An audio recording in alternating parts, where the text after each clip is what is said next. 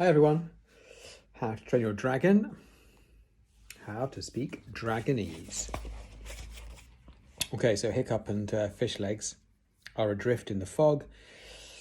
They appear to be drifting out of the bay into the warmer waters where the shark worms are. Hiccup has had an argument with his dragon Toothless, and Toothless has now gone off in a sulk. He's gone on strike, actually. He's at the top of the mast.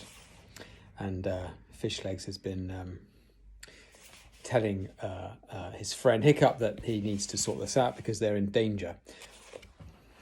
I don't think that was a shark worm, Fish Legs, said Hiccup uncertainly. I think it's just the fog playing tricks on our eyes.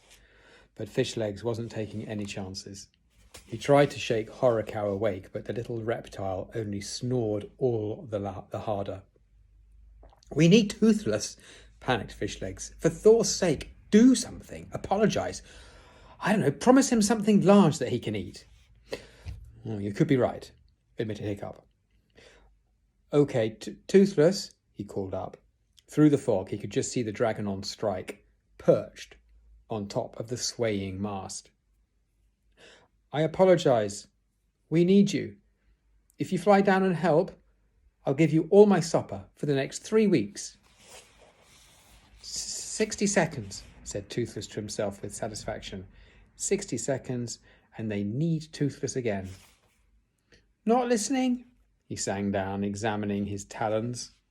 Hiccup, not need the help of a big baby. Honestly, I think we're sort of okay, said Hiccup, squinting at the seas around them. I can't see anything now, and sharkworms really are only supposed to attack if somebody has an open wound. Fish Legs was too panicked to hear what Hiccup was saying. He started yelling up the mast. Toothless! Not listening, not listening, Toothless called back with his wings over his ears. Fish Legs shut his eyes in the hope that this wasn't really happening, and then he opened them again. Listen, he hissed with frantic relief. Can you hear what I hear? Sea dragons. Hiccup sat very still. And there it was, a very faint noise of dragons shrieking. A peaceable fishing boat, said Fish Legs joyfully. Just in time, too. This is our lucky day. He grabbed the rudder off Hiccup and swung it hard around to face in the direction of the noise. Come on, come on, Fish Legs urged the hopeful Puffin as the wind caught her sails and took her swiftly forwards. And please don't start turning round in circles. To Fish Legs' relief, the noise of screaming dragons grew louder and louder, and the grey, shadowy shape of an enormous boat loomed at them out of the fog.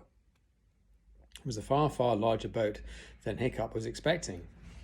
Surely peaceable fishing boats didn't normally have 3 layers of oars, and the sound the dragons were making was very unusual. Those dragons aren't hungry, they're angry, said Hiccup slowly. Yeah, who cares, shrieked Fish Legs, grabbing a grappling hook that was on a rope attached to the prow of the hopeful Puffin, and he threw it so that it caught perfectly over the rim of the larger boat and held. Fish Legs was not a great athlete. He had tried this countless times in boarding an enemy ship lessons and had never managed to throw it successfully before. In fact, several times he had nearly knocked himself out in the process, which just goes to show it's amazing what a person can do when he feels he is in deadly, mortal danger. Hang on a second, Fish Legs, warned Hiccup. We have to keep our heads here. We haven't definitely seen a sharkworm yet, have we? And those dragons are screaming the most awful things in Dragonese. But Fish Legs was in too much of a twitter of terror to listen to Hiccup. Have you forgotten? We're supposed to be boarding a peaceable fishing boat right now. He scolded. Remember boarding enemy ship lessons? Remember Gobber? Big chap, bad breath, muscles like bashy balls. He's going to kill us if we don't come back with a peaceable helmet, right? Though, of course, it's a fascinating question whether or not that was a deadly man-eating sharkworm or just a trick of the eyes. I really don't feel like staying here and discussing it somehow. Fish Legs started climbing the rope. Again, Fish Legs was normally hopeless at rope climbing, but this time he was up that rope, as quick as a short-winged squirrel serpent scrambling up a tree. Hiccup hopped nervously from one foot to another, listening to the furiously angry dragons shrieking from the enormous ship towering above him. He couldn't let Fishlegs board the ship alone. Hiccup said a quick prayer to Woden, put his hands upon the rope, and began to squirm up after his friend. "Here goes," muttered Fishlegs as he reached the top of the rope and prepared to climb over the edge and into the boat. He pulled out his sword with one trembling hand. Remember, they're only fishermen. They're scared silly by hooligans, he reminded himself. What was it Gobber said to say when we went over the top? Oh, I know, that stupid hooligan war cry. Yeah! Wait, whispered Hiccup, frantically scrambling up behind him. Don't do anything rash. But it was too late. Hiccup reached the top and Fishlegs threw himself over the side screaming at the top of his voice. Gobber really would have been proud of him. Fishlegs landed on the deck, swinging his sword around his head in his most menacing and barbaric fashion, expecting to be faced by 2 or 3 terrified, peaceable fishermen. Instead of which, 350 of Rome's finest soldiers, heavily armed with the latest in modern weaponry, swivelled round to look at him. "Oh, brother," whispered Hiccup to himself, still swinging from the rope and peering over the rim of the boat. "So much for this being our lucky day." Now, there's some information on this page, which I shall read to you. It says, Viking dragons and their eggs. The sharkworm. The sharkworm. There it is. The sharkworm, one of the scariest predators in the ocean. You are not safe either in the water or out, for the sharkworm has thick, muscly alligator legs that allow it to climb on board ship to kill. Statistics. Colours, black, grey and green. Armed with serrated fangs, claws, etc. Fear factor 9, attack 9, speed 9, size 8, disobedience 9. You could do a top trumps of dragons. I bet there is a top trumps of dragons somewhere. Okay, chapter 3. Out of the cooking pot and into the barbecue. Uh-oh, said Fishlegs. This was most definitely not a peaceable fishing boat. It was in fact a sizable Roman ship, 70 metres long from stern to prow. The sails were pure white, and high above, when Hiccup craned his neck, he could see the Roman flag of the Imperial Eagle flapping cheerily in the wind. The boat was crammed with what looked like an entire legion of Roman soldiers who were now looking at Fishlegs with astonishment and fury. I've not read this book, and I'm sort of quietly pleased that we have got to have some Romans in it, given our history topic. There was a gigantic iron cage set near the mast of the boat. An enormous number and variety of dragon species were being held prisoner behind the bars of this cage.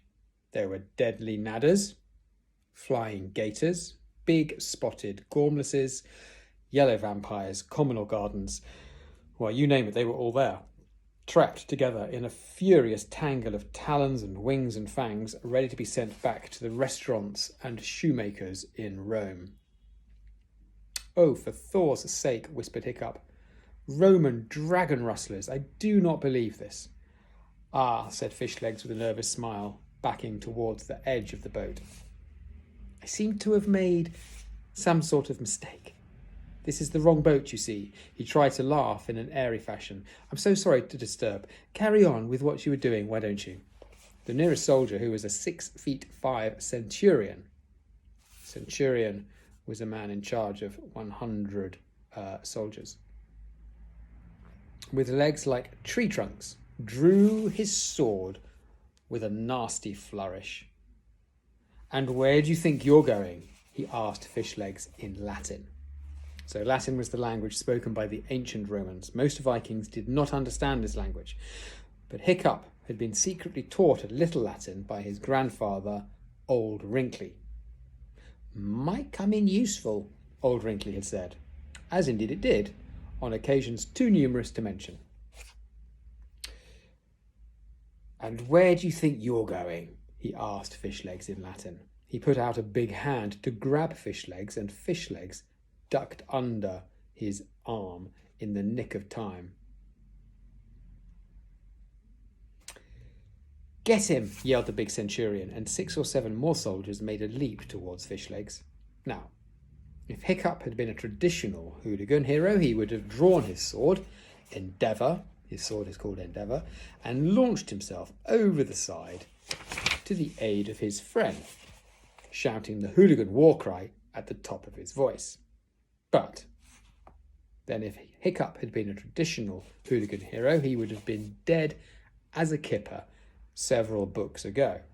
A noble kipper, perhaps, a gloriously brave kipper, but nonetheless, a very, very dead kipper. And here you can see the Roman soldiers surrounding Fishlegs.